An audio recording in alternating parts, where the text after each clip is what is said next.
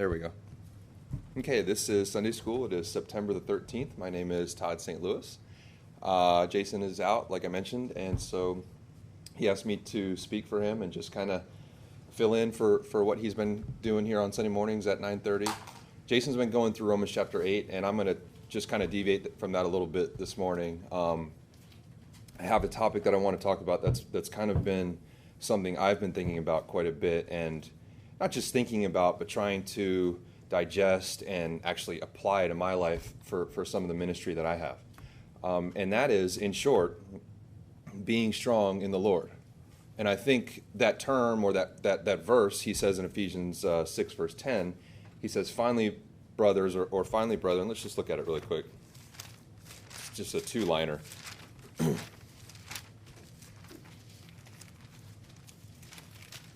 Ephesians 6, verse 10, finally, my brethren, be strong in the Lord and in the power of his might.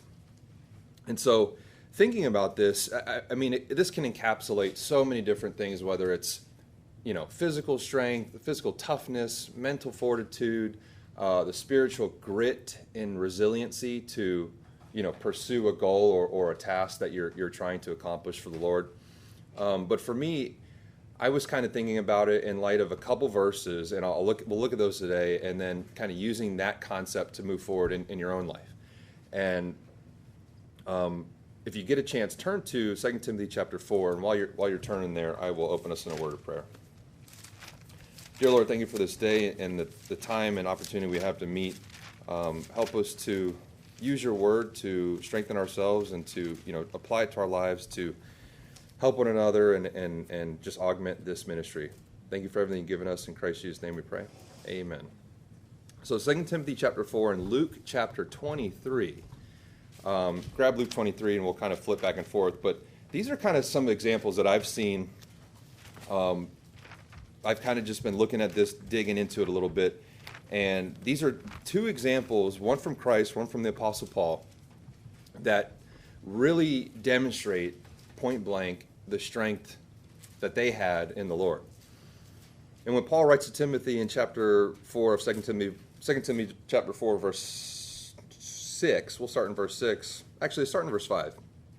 He says, but watch thou in all things, endure afflictions, do the work of an evangelist, make full proof of the ministry. So breaking that down a little bit, he says, endure afflictions. Now, thinking about afflictions, or at least I'll just take me, for example, because I'm, I think about my ministry all the time, and I think about what are some of the hardships that I encounter, and what are some of the, let's just say afflictions that I encounter that prohibit me from attaining different goals or attaining different things that I want to accomplish in my ministry. And I think about afflictions and I go, okay, one of the things is I don't want to look like an idiot.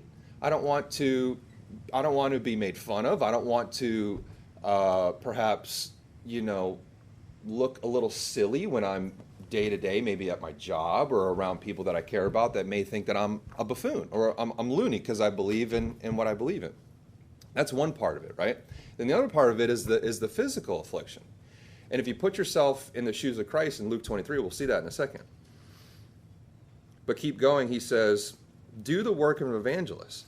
Now, this to me is the strength that I'm going to talk about a little bit this morning, and how the strength that we have mentally with the grit and determination will carry over into our full proof of the ministry or the work of an evangelist. But Paul here says in verse 6, he says, for I am now ready to be offered, and the time of my departure is at hand. I have fought a good fight. I have finished my course. I have kept the faith. I've always recited that verse in my head from I have finished the course. I've always done it. And I was studying this and I go, oh, it's his course. And so you think about our lives as believers, or our lives in the ministry, and you go, well, I know what the Lord has given me. He's given me countless materialistic things to be comfortable and to be, satisfied, whether it's food, raiment, love, and emotion. But he's also he's also given me the ability to sit back and think about what I want to accomplish in the ministry and what my goals are. And so I was thinking about this the other day because and I'll just tell you this really quick. So I obviously haven't spoken here in the pulpit for quite a while. We had COVID, and then, Russ and Jason were speaking quite a bit. But I have been appointed, if you will, a chaplain position as a chaplain in a group called Faith RX. And I'm sure you guys haven't heard of that before, but basically I go to a CrossFit gym. I work out at a CrossFit gym over near the Bardmore Outpatient Center on Bryan Dairy. And in CrossFit, there is a third-party organization that is called Faith RX. And the reason it's called RX is because when people do fitness workouts or CrossFit workouts, if you're able and proficient enough to work out as the workout was originally prescribed, then you can do the workout RX, right, or as prescribed. If you have a bad knee or you're not good at certain movements, then you would scale the workout and you would not do the workout RX.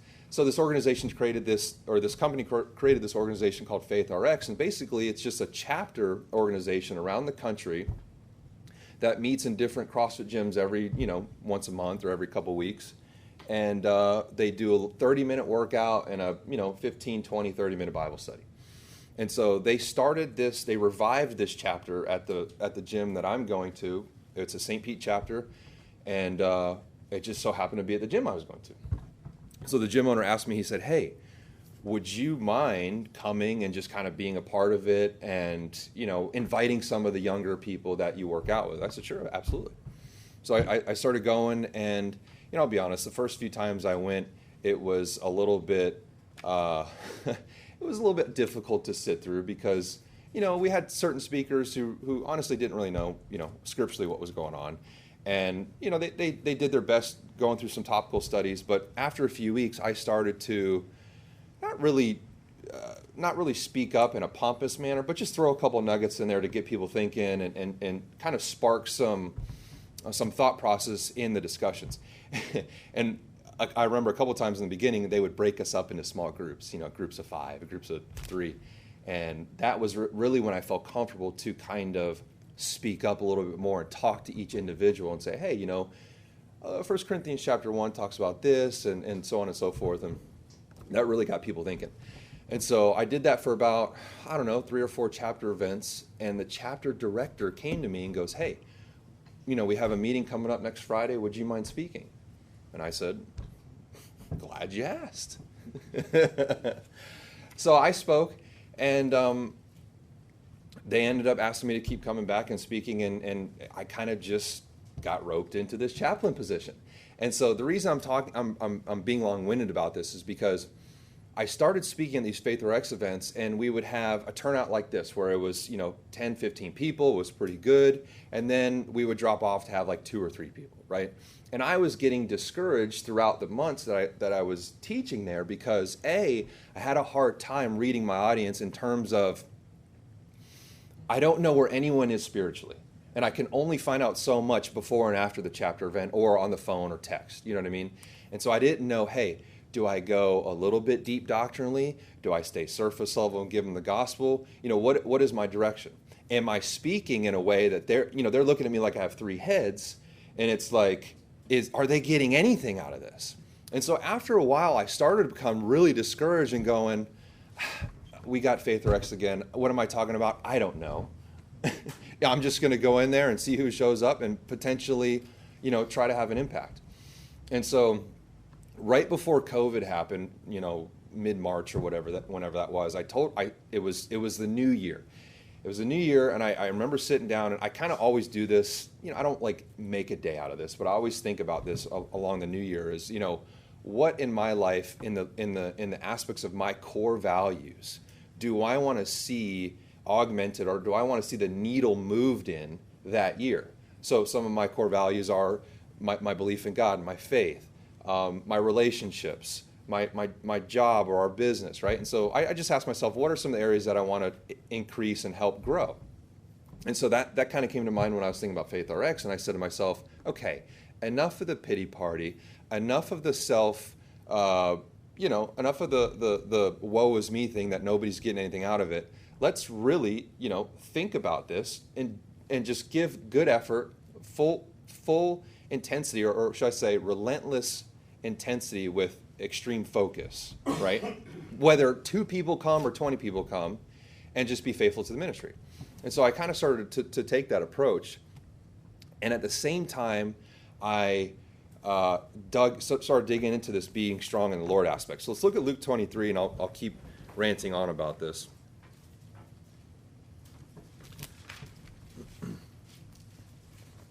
But in Luke chapter 23, verse 13, we see another example of, in comparison to Paul talking to Timothy about making full proof of the ministry, finishing his course, his own course that he set for himself, or that the Lord Jesus set for himself. He says in verse 13, and Pilate, when he called together the chief priests and rulers of the people, said unto them, Ye have brought this man unto me as one that perverteth the people, and behold, having examining him before you, have found no fault in this man, touching those things whereof ye accuse him. Do you think when Christ was standing there, hearing Pilate kind of exonerate him, he's sitting there going, yeah, I'm going to get off. I didn't do anything, right? To me, the mental strength or the strength in the Lord for Christ is to sit there, keep his mouth shut, right? And keep his eyes on the course that he had set for himself, right? Because if it were me, my flesh would get in the way and I would go, yeah. Pilate's exonerating me in front of my people. I'm going to get off, right? Keep reading. He says, no, nor yet Herod in verse 15. For I sent you to him, and lo, nothing worthy of death is done unto him. I will therefore chastise him and release him. Now again, do you think Christ is going, yeah, I'm getting off, right? And he says in verse 17, for of necessity he must release one unto them at the feast. And they cried out all at once, saying, away with this man, release unto us Barabbas, who for a certain sedition made in the city and for murder was cast into prison. Pilate therefore, willing to release Jesus, spake again to them, but they cried, saying, crucify him, crucify him.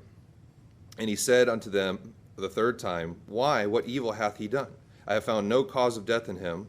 I will therefore chastise him and let him go.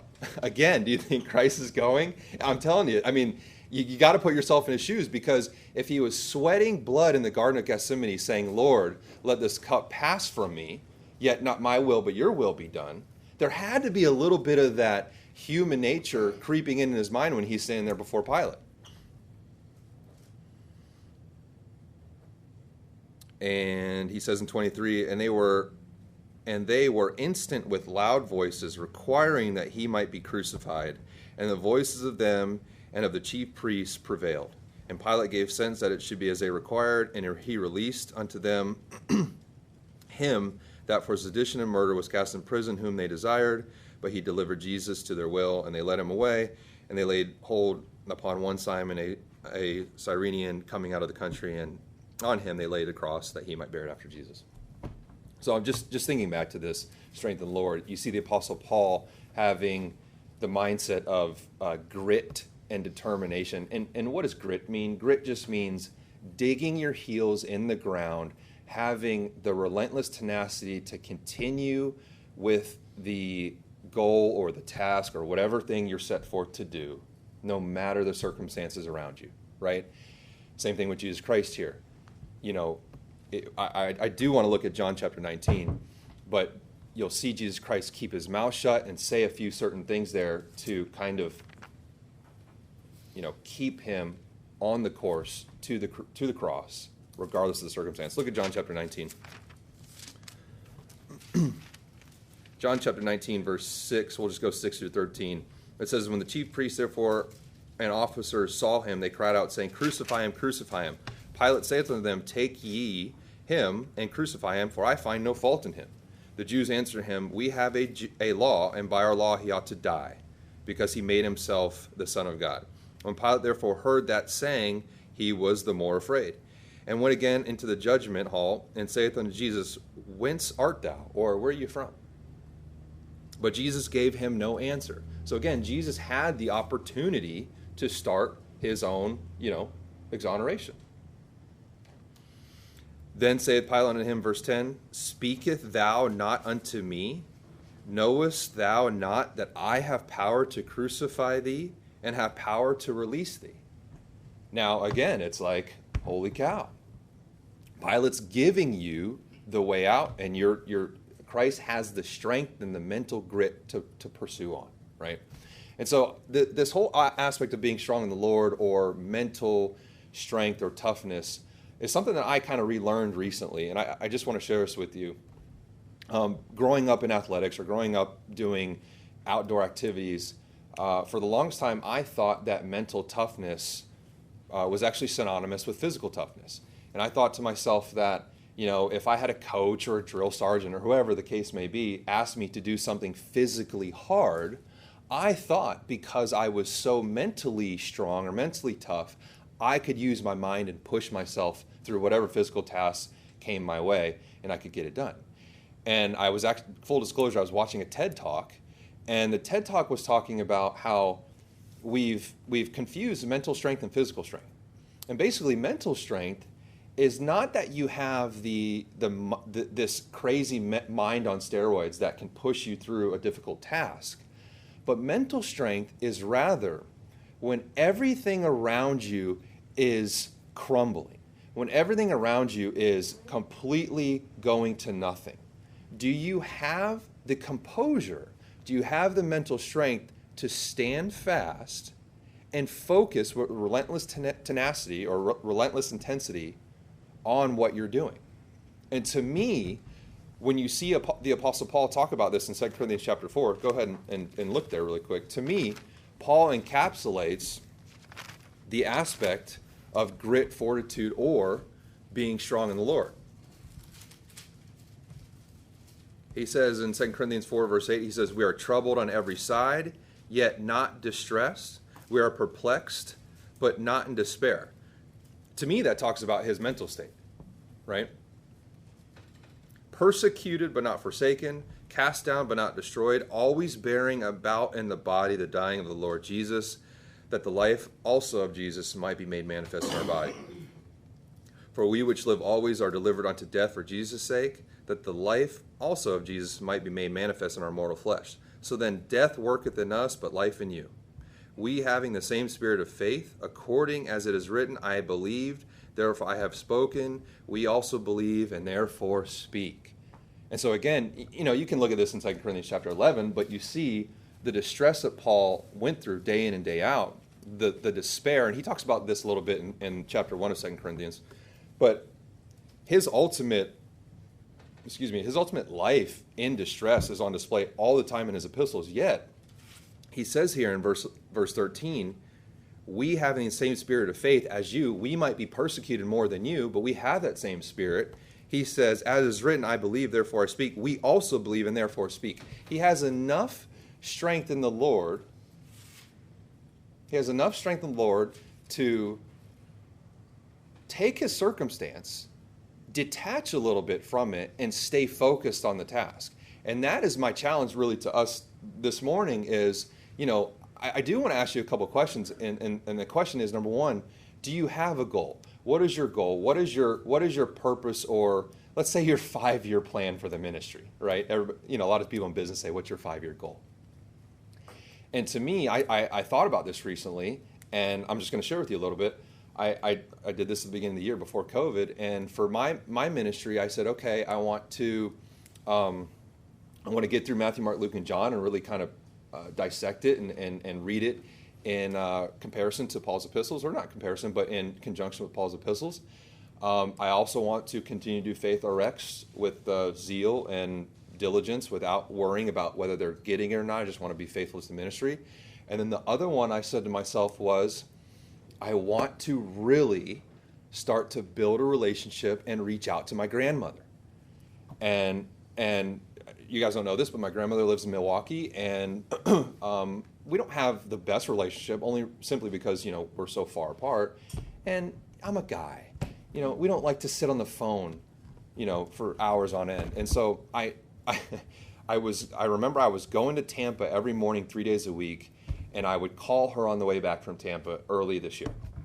And I was just calling her to try to build a relationship. I know she's not an idiot. I know deep down she probably thought that I was calling her routinely to try to perhaps get something from her, whether it was get her allegiance spiritually, or I don't know what she was thinking. So I just started calling her once or twice a week and started building a relationship.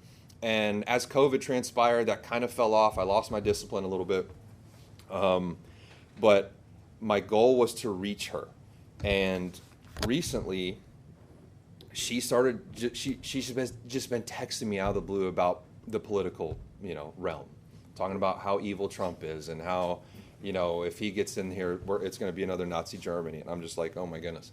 So I haven't really fueled her fire with some of her texts and stuff like that. But I have given her a couple, just 2-sentence responses.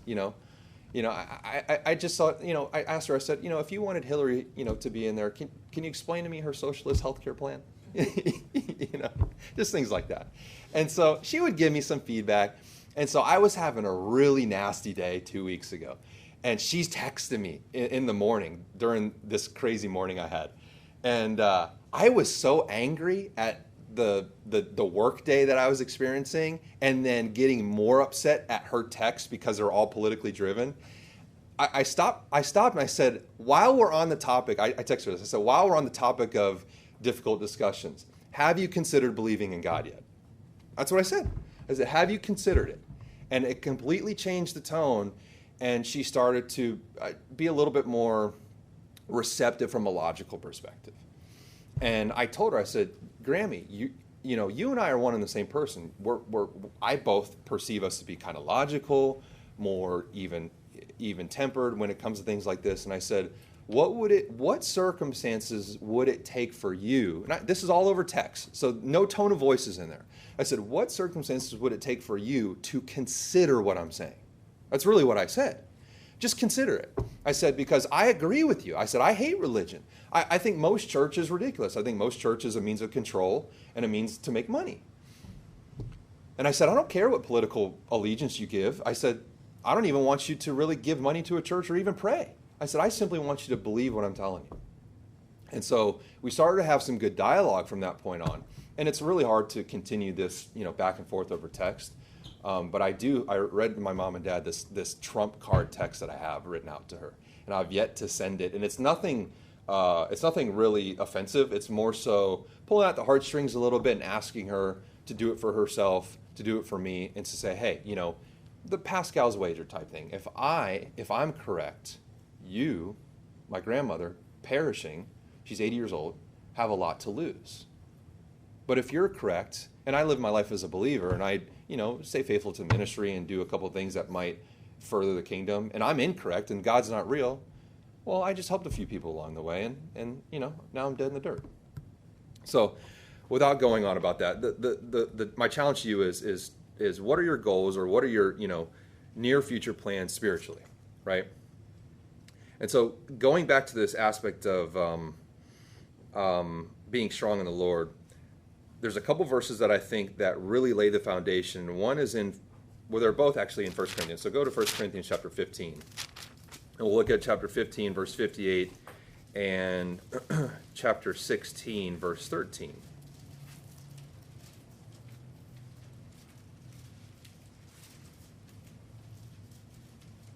And what I've kind of realized in my own life is, the old adage, you are who you surround yourself with, right? Or you are the environment that you're living in, or you are who you associate yourself with, is extremely, extremely, extremely true.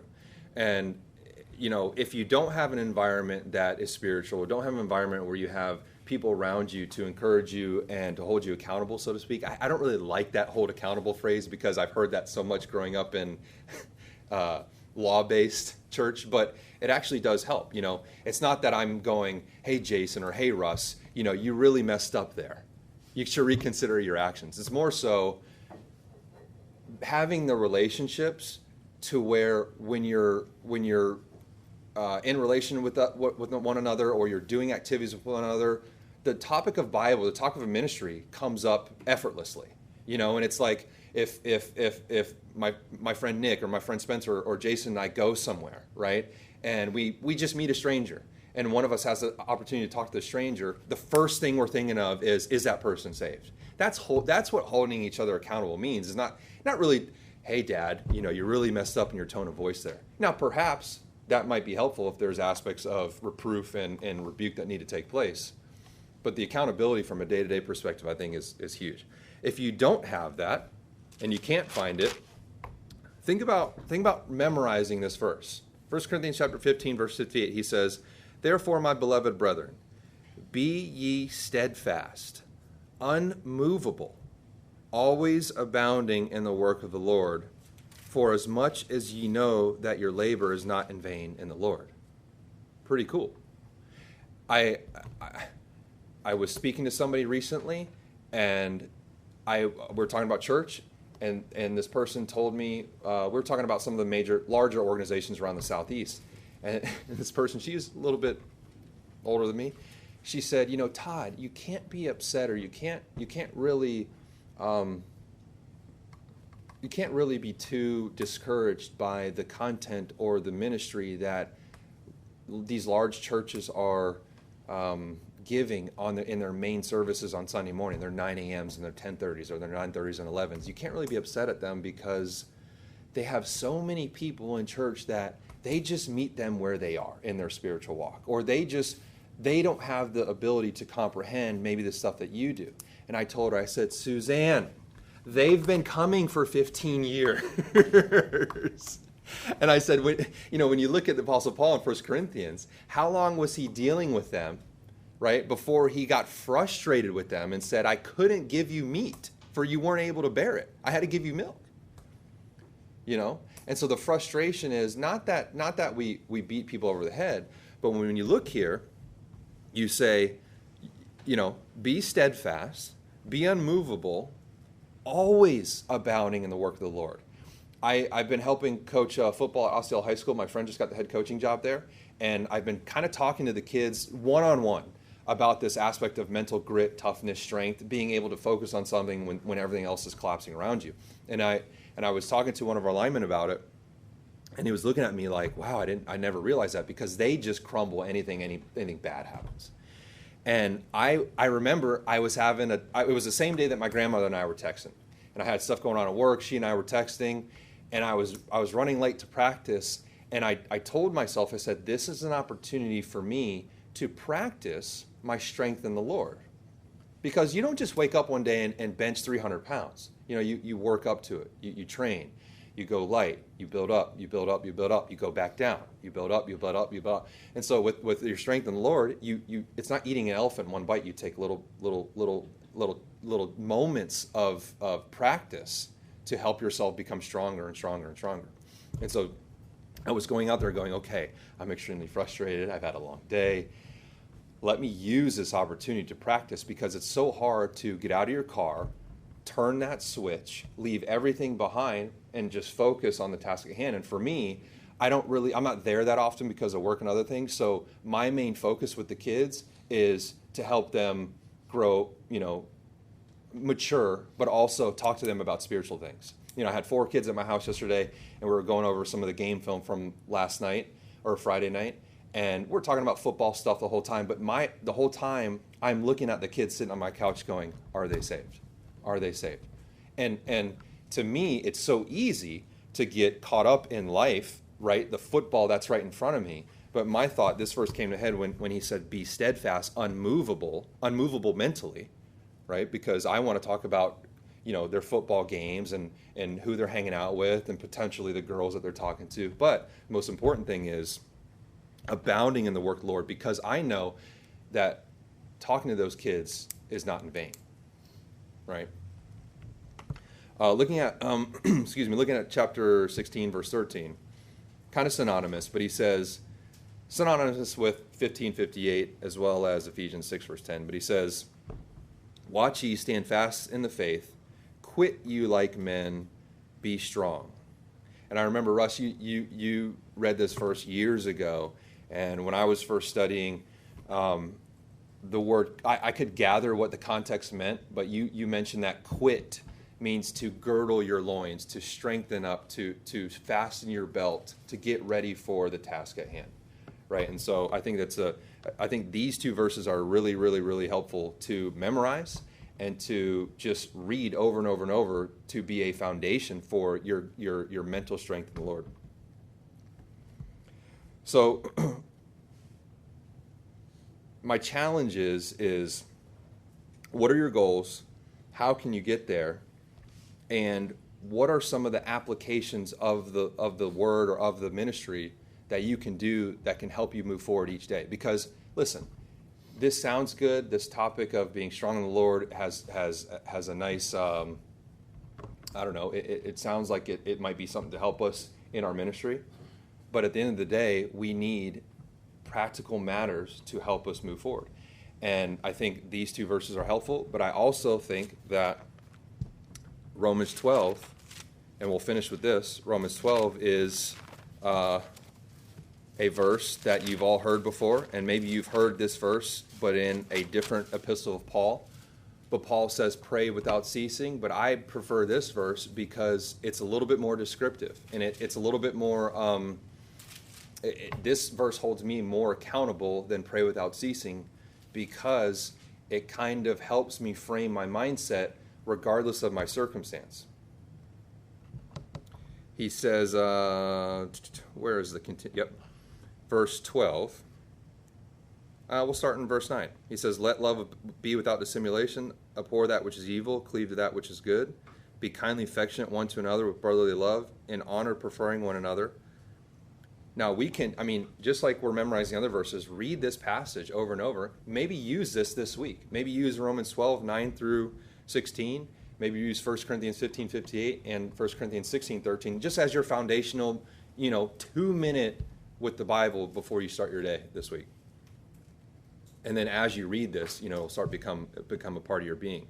He says, be kindly affectionate one another with brotherly love and honor, preferring one another, not slothful in business, fervent in spirit, serving the Lord, rejoicing in hope, patient in tribulation. And I absolutely love how patient in tribulation precedes the next line.